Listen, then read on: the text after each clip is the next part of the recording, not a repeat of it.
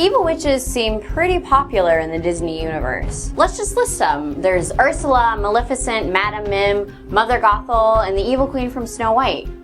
Wait, what if the Evil Queen from Snow White and Mother Gothel are the same person? The theory is pretty simple.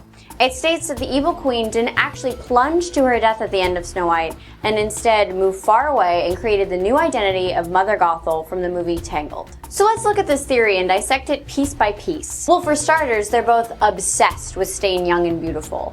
So obsessed that they're willing to do anything to keep their youthful appearance. One is willing to get rid of anyone who happens to be fairer than she, and the other kidnapped a princess and kept her locked in a tower to exploit her hair for its magical powers.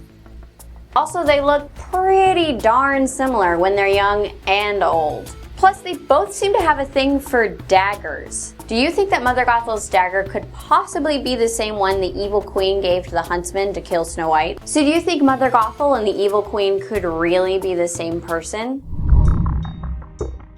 In an interview, Tangled directors Nathan Greno and Byron Howard said that Mother Gothel's design was heavily inspired by both Lady Tremaine from Cinderella and the Evil Queen from Snow White. So Mother Gothel and the Evil Queen purposely share a lot of similarities. But let's get to the conspiracy. Alright, well for starters, let's talk about the individual movies. Snow White is set in the 1500s in a fictional kingdom that's probably in Germany based on the original Brothers Grimm fairy tale. Tangled was set somewhere between the late 1700s and the early 1800s in the fictional kingdom of Corona, which was heavily inspired by Eastern German, Polish, and Hungarian influences. Now, although both movies take place about 300 years apart, they're still relatively close geographically. So it's not completely unbelievable that our Evil Queen character fled Snow White's kingdom and found the magic flower in Corona. But let's look at their daggers, because the conspiracy relies pretty heavily on that. While both women do yield daggers, they have very different handles, so it's a little hard to believe that they would be the same one.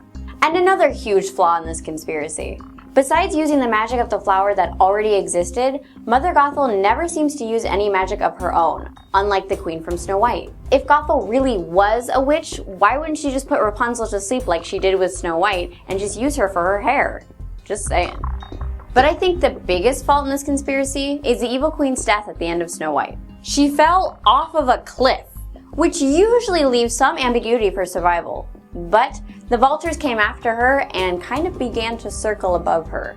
So by cartoon standards, that means she's definitely dead. So I'm gonna have to give the Mother Gothel Evil Queen conspiracy 3 huntsmen out of 5.